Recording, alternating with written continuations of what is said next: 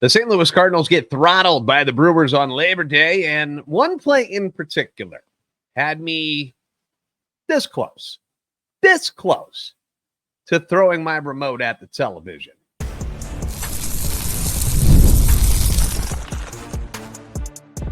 You are Locked On Cardinals, your daily St. Louis Cardinals podcast, part of the Locked On Podcast Network, your team every day. Hey there, Cardinals fans. I'm JD Haffern, and I'm a national radio sports anchor, born and raised in the Lou and a lifetime Cardinals fan, and I'm your host for Locked On Cardinals, part of the Locked On Podcast Network, covering your team every day. You can follow me on Twitter, X, at JD Sports Radio. You can follow the podcast at LO_Cardinals. I want to thank those of you who make Locked On Cardinals your first listen every day. We are free and available wherever you get your podcasts. You can also find us on YouTube. Stop on by if you haven't already. Comment, subscribe, hit the like button. I don't know why you guys don't hit the like button more. Thousands of views, only a couple of hundred likes. Come on, man. It just takes 2 seconds. And make sure you hit the notification button so when the new episodes are posted, you'll be notified. This is a show serving Cardinal Nation and giving the best fans in baseball all of the info about the birds on the bat. Today's episode brought to you by FanDuel. Now through September 22nd, all FanDuel customers can bet $5. That's it, $5. And get a 3-week free trial of NFL Sunday Ticket from YouTube and YouTube TV. Visit FanDuel.com to get started. So the Cardinals got railroaded by the Brewers on Monday. Happy Labor Day, by the way, to everyone. Hope you enjoyed your day off. I had to work like 11 hours. No rest for the wicked, right? Not complaining, just pointing it out there. And after mashing 21 hits and scoring 14 runs against the Yankees on Sunday, the team got slowed down by Freddie Peralta and the Brewers. They end up losing on Monday 9-3. And I know you're not going to like to hear this. You really are. But this Brewers team, man, I know people don't seem to have a ton of faith in them moving on into the playoffs. You know, when you compare the names that are on the roster of the Brewers, and then you go look at the rosters of some of the bigger teams like, you know, the Dodgers, the Phillies in the National League, the Yankees, the Orioles, and so forth. You know, there's other teams with bigger names, bigger attractions. But this Brewers team, they just do all the little things right. They just do. They are a pain in the butt to pitch to, especially when the ump is giving them, you know, extra strikes. Which was going on early on. Although, when you go back and look at the umpire scorecard for Monday's game, actually did a really good job. 95% consistency, I believe. 94% of his strikes were right. But a couple of pitches actually went against the Cardinals. A couple went against the Brewers, too. But, yeah, that was tough in the first inning. But the Brewers, they've got one of the most athletic teams, defensive teams in the league. You know, guys are just flying all around the outfield, the infield. They can get to everything. Got a solid pitching staff. Nothing like spectacular where you're just like, oh my gosh, these guys can come in and just dominate you. But they don't get hit hard very often. Like it's just a good team. They're not flashy. Just a very business-like demeanor when I see them on the field. But they're not overly serious where they're not smiling and having a good time out there. But they've got a plan, they stick to it, and that plan is usually very successful. And they've had a really, really good year under first-year manager Pat Murphy, who every time he hit, hold on, let me see if I want to review this. Like, I don't know, he just looks so grumpy. He looks so grumpy in that dugout. But they're getting the job done, man. And I know it seems like I'm gushing over these guys, and it's really because I'm jealous. I am jealous of how simple they make the game look. The Cardinals don't make it look simple. The Cardinals make it look like it's the hardest thing to do ever, where the Brewers are just kind of out there and they just do their thing. They just don't make a lot of mistakes. Hardly. I mean, nobody's perfect, right? But they just don't make a lot of mistakes and just ruin innings for their team offensively like the Cardinals did on Monday. Now, the play that just had me absolutely livid happened in the top of the fourth inning. Cardinals are down 3-1 at this point, so very much still in the game. You got runners on first and third. You got 2 outs. Lars Nootbaar over at first, Brendan Donovan's over at third base, and you got Jordan Walker coming up to the plate. Now, Jordan Walker is coming off that historic 5-for-5 day at Yankee Stadium. He's flying high, right? He's getting all the interviews. He's smiling a lot. He's seeing the ball well, obviously. Feeling good about himself. He's kind of beaming with the confidence that you want him to have, because you know he's a really good player. And he's going to be a great player one day, hopefully, if you let the guy do what he does. All right? If you let the guy hit.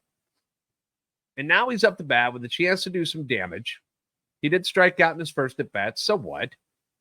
This is the learning process of the final month of the season for Jordan Walker Part 2. Was good last year. Had to restart things this year. But now he's in a situation in this inning where he has a chance to come through for you. First at bat, it wasn't a bad at bat. 7-pitch at bat. Peralta went away. Get used to it, Jordan. That's all they're going to do. They're going to throw you away until they figure out that you can handle that pitch, take it the opposite way, hit it the opposite way for power. Kind of the same stuff they've been doing to Arenado. All right. This is the Brewers' plan against Jordan, and probably will be the plan for every team that he sees consistently. But these are the moments where Jordan was he has the upper hand in this situation. You know, the Brewers don't want to load the bases and put more pressure on their starter, Freddie Peralta.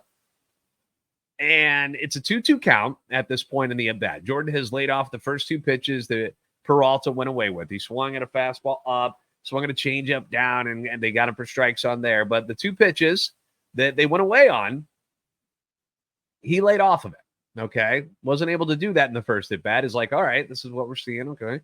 So you can see him learning, right? He's in the at bat, and this is a good spot. He's having a good battle with a very good pitcher. Freddie Peralta is the top pitcher in the Brewers rotation. And you got this 22-year-old kid who's just trying to learn the game and try to figure it out. Next pitch is a curveball. It's down. Walker lays off of it. But what do the Cardinals decide to do? Nootbaar attempts to steal second.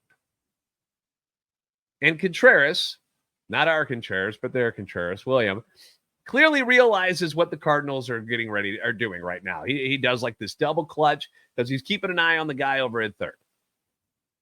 Throw goes through because Donovan doesn't break. So when the throw goes through, Newt stops, Donovan breaks for home, and they throw him out by, 10 feet. Innings over. What in the actual hell are you doing?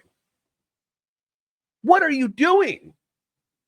Why are you trying to get tricky and steal a run against a superior defensive team? They are very good. With a guy like Walker at the plate, who could easily put one either over the wall or shoot a gap and tie the game up anyways. Would Ollie and these guys pull that nonsense if Nolan Arenado was at the plate? Or Paul Goldschmidt? Or Wilson Contreras? No. They'd let him swing the bat. Why are you doing this with Jordan Walker? Do you have that little confidence in him, even though he just went 5 for 5 at Yankee Stadium, that your best bet is to try to sneak in a run in a moment where he has a chance to have a moment, rise to the occasion for your team, but instead you take the bat out of his hand and rely on the Brewers not being able to execute a simple play that high school kids have to do? That's what you went with? I was flabbergasted by it. Let him hit. Stop it. Win or lose with him, and Wynn, and Baker, and Scott swinging the bat. Don't get cute with crap like that in that situation. You want to do that with somebody who isn't 6'6", 250 pounds, and can mash and has mashed and is a former first-round pick, was one of your top-hitting prospects in all of baseball? You want to pull that crap with somebody like, a Ciani or somebody like that, or a Jose Fermin or something. Go ahead. Why would you do that with Jordan Walker? It kills the inning. It kills your momentum. And then 2 batters later, because now the Brewers are out of it and feeling good, 2 hitters later, Hoskins pops a 2-run dinger, and essentially the game is over. Just atrocious stuff, in my opinion. And I didn't hear if anybody's asked Ali about it or if it was a sign mix. I don't know, but I don't care either. It looked pretty planned to me. And I just think it's dumb. I think it's dumb baseball. I think it's dumb for your franchise. I think it's dumb for your roster. Like, I don't get it. I don't understand it. This is not some scrub hitter up there. This is the guy that's supposed to be one of your 3, 4, 5 guys of the future. Could be next year. And that's what you do with Donovan and Newt Bar? Not even like a Victor Scott or somebody or Wynn with like legit speed. Like, you tried to pull it off with Newt and Donnie? Like, it upset me. It upset me. All right, let's talk about Pallante start next. And how bad has this Riley O'Brien decision become? It has turned out just, ugh. We'll talk about it all next on Locked On Cardinals. With the season winding down, there are only so many home games left to catch your Cardinals in action, and Gametime is your authorized ticket marketplace of Major League Baseball that makes getting tickets faster and easier. And as you've noticed, we do have plenty of good seats available at Busch Stadium. There's a lot of people dressed up like empty seats recently. They've got killer last-minute deals. They've got the all-in prices, which is great because I hate it when you click on a place and you're like, ooh, that's a good deal. And then you get there and they've like tripled whatever the price is because of all the extra fees that they add on there. No, they don't do that to you. They don't sneak it in there on you. All-in pricing is there. You get seat views, panoramic views from your seat in the app before you buy, so you know exactly where you're going to be sitting. So take the guesswork out of buying MLB tickets with Gametime. And it's not, just MLB tickets. I mean, concerts, comedy, theater, NFL. We got football coming up on Thursday. If you're going to Brazil, you got football between the Eagles and the Packers, but it's all starting. Week 1 of the NFL is here. So go to Gametime and take the guesswork out of buying all of the tickets for all of the things that you want to be a part of. Download the Gametime app, create an account, use the code LOCKEDONMLB for $20 off your first purchase. Terms apply. Again, create an account, redeem code LOCKEDONMLB for $20 off. Download Gametime today. Last minute tickets, lowest price, guaranteed.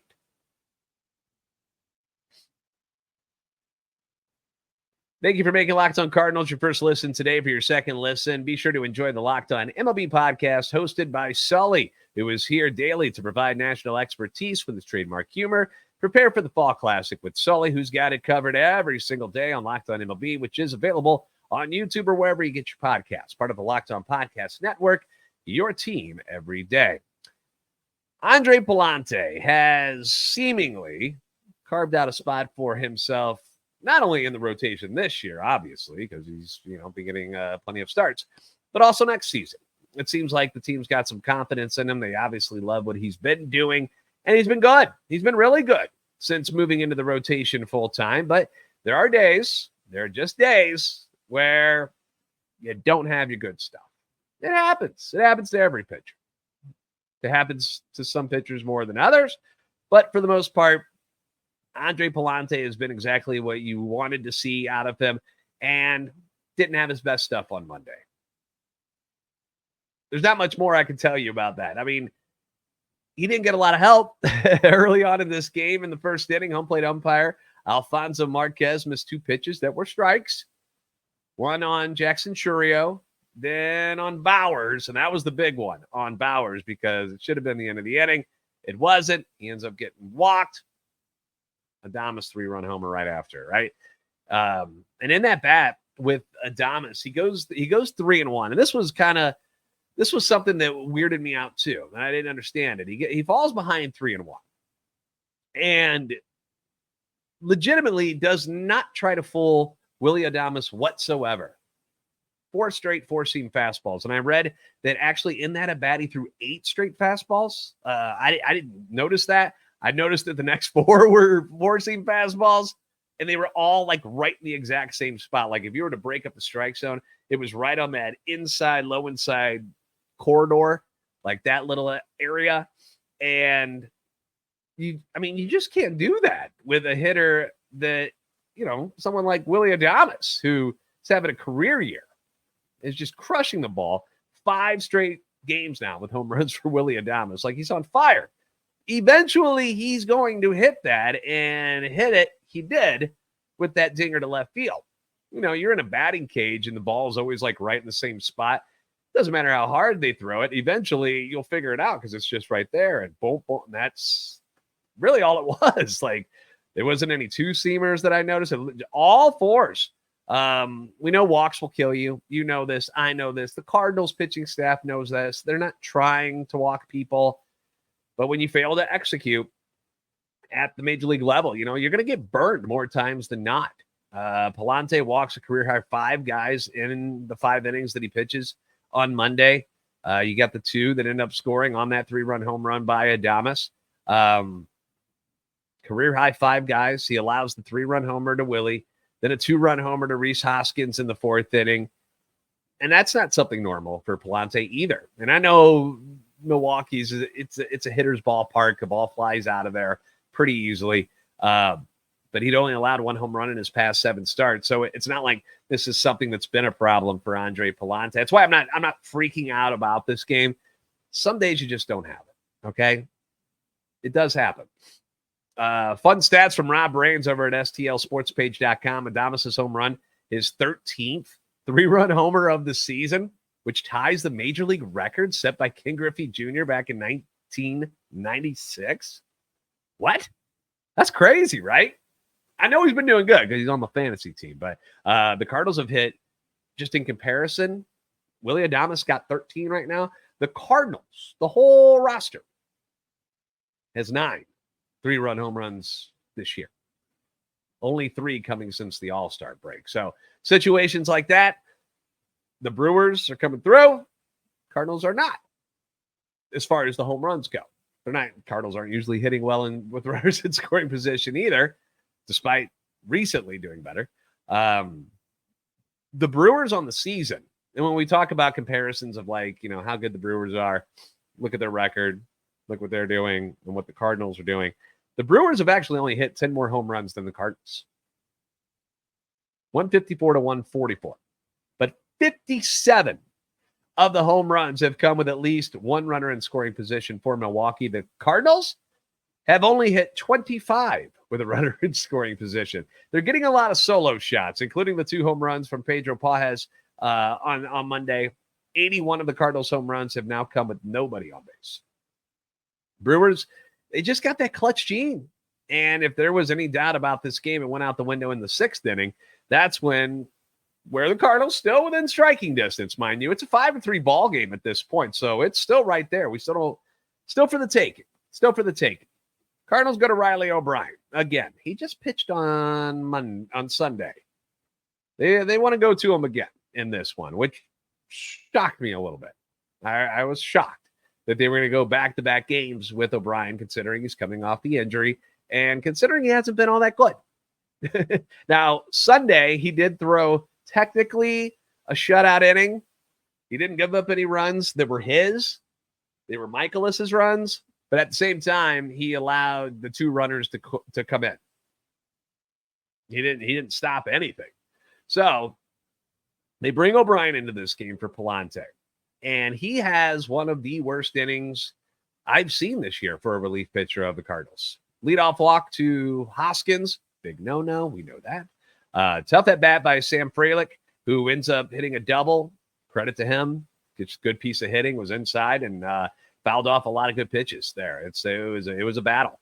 And then another 5-pitch walk to the number 9 hitter. The number 9 hitter, Joey Ortiz. Another big no-no. Like, if there's a guy you're going to throw it over the plate to, it's their number 9 hitter. But no, walk him 5 pitches. So we know that he doesn't have his good stuff. All right? He doesn't look all that good. Next batter, Bryce Terang, rips one over to first base, and if it wasn't for a leaping stab by Goldschmidt, great play by Goldie, that would have been probably down in the corner. But at least you got an out, right? But his bases are still loaded.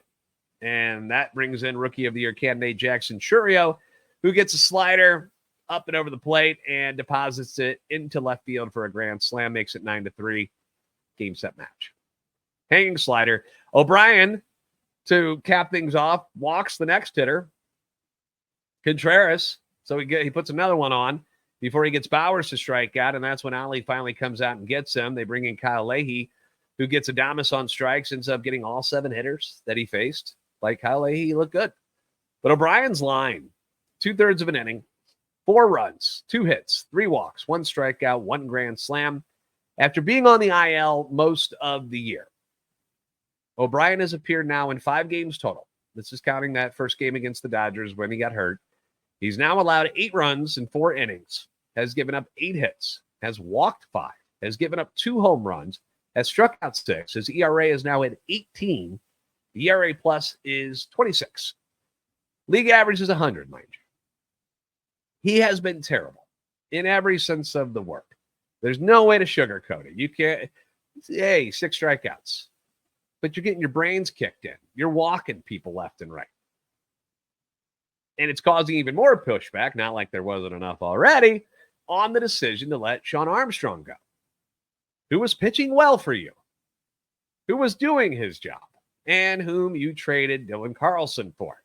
And instead of Armstrong, you're getting this mess with Riley O'Brien, and Armstrong is now pitching for one of your biggest rivals, a team you're trying to catch in the wild card, in the Chicago Cubs. You couldn't find any use for him. The team ahead of you, who has been playing very, very well, I think they've won 6 in a row, something like that. I think that's where they were at. But anyway, they're winning ball games. They're like, yes, we'll take Sean Armstrong. Thank you. Just more salt into the wound. That is the decision-making by this Cardinals front office. And I know they want to see Riley O'Brien. They want to see if they got something in him for next year. I get it. But you're not totally out of this yet. And he's not helping. I frankly was surprised they brought him up at all. Like, I thought they would just leave him down in Memphis and let him finish out the year there. I thought that's what was going to happen, but they wanted to force the move. Sean Armstrong gets claimed by the Cubs. Hasn't pitched great for them in the 2 appearances he's had, but still, that would have been a more Sean Armstrong situation. And instead, you got O'Brien, who can't find the zone and gets pummeled. So the Brewers win at 9-3. Offensively, again, Pedro Pages hits 2 jacks, which was cool to see. You know, any offense you're going to get from him. And Ivan Herrera is nice as they tag team this catching position with Contreras out. Paul Goldschmidt, 1 hit, extended his streak with at least 1 double to 5 consecutive games, the longest by a Cardinal since Matt Carpenter in 2017. Luken Baker, sack fly in this one. He's now driven in a run in each of his last 5 games that he's appeared in. Love that for him. Keep him going. Keep him in the lineup. He's producing. He's producing. Let him hit. But overall, not a great day offensively. And again, Freddie Peralta is a very good pitcher, so I'm not taking anything away from him. Tough day. 6 hits, 5 walks. You were in the game until the grand slam, until the Riley O'Brien massacre. But offensively, there wasn't a whole lot going on. And when there was, they tried trick plays to steal runs instead of letting one of their top prospects swing the bat. Brilliant. All right, Steven Matz gets the ball tonight in Game 2. We'll discuss it next on Locked On Cardinals. You've heard us talk a lot about FanDuel, America's #1 sportsbook. Got something a little different for you now through September 22nd. So that is 19 days, according to my math. All FanDuel customers can bet $5 and get a 3-week trial of NFL Sunday Ticket from YouTube. That's pretty good. That's pretty good. Like, that excites me. I like that. I think that's good. With the NFL season here, like, you're going to want that. You really are. All FanDuel customers can bet $5 and get a 3-week free trial of NFL Sunday Ticket from YouTube and YouTube TV. Then, with a YouTube TV-based plan, you'll be able to watch every regular season Sunday afternoon out-of-market game. All you need is a Google account and a current form of payment, and you can cancel anytime you want. Anytime you want. Again, I am a big fan of the Green Bay Packers. I don't live in the Green Bay. So it's very important to me to be able to see them each and every Sunday or Friday, as it is this week. But it makes life a lot easier.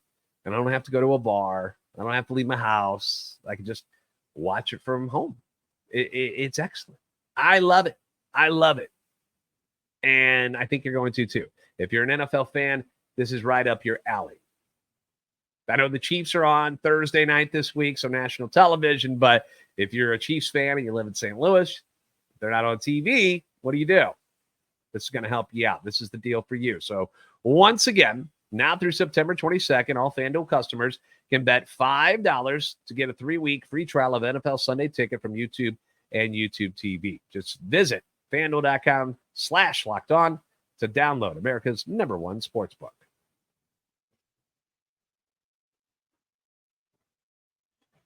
Thank you for making Locked On Cardinals your first listen today. Now go check out Locked On MLB Podcast, prepared by the one and only Sully. He's going to get you all set up for the Fall Classic. You can find the link to Locked On MLB in the description, part of the Locked On Podcast Network, your team every day.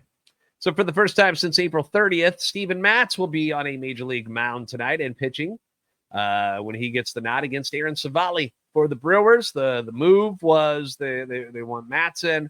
They're going to go to a 6-man rotation, and Sonny Gray got his game pushed back to Wednesday. What are we going to get from Matz? I don't know. Now, if memory serves correctly, I believe he usually, when he comes off the IL, he usually looks pretty good. Am I wrong? I feel like he usually comes back and does pretty good, whether it's in the bullpen or as a starter. Hopefully it looks good. Hopefully he stays healthy, can keep the ball in the ballpark tonight. Matz, a decision's got to be made next year. I mean, obviously he's done one more year on his deal, and the Cardinals need to figure out what the hell they want to do with him. Like, who's going to be in this rotation next year? Is he going to be a bullpen guy? I don't know. But they're going to get a look at him tonight, and it's not an easy matchup. The Brewers are tough. Another pitcher looking to come back is Lance Lynn. Ali said that the club is still deciding on how to proceed with them. Allowed 7 hits, 5 earned runs, 2 walks, and 3 2/3 innings in a rehab start with Memphis on Sunday, which is not good. MLB.com's John Denton reported on Monday afternoon that the decision doesn't have to be made until next week. With Steven Matz back, St. Louis is going to use the 6 starting pitchers. What do we need to see from Lance Lynn? What's the point of him right now? I want to see Michael McGreevy. I want to see Gordon Graceffa.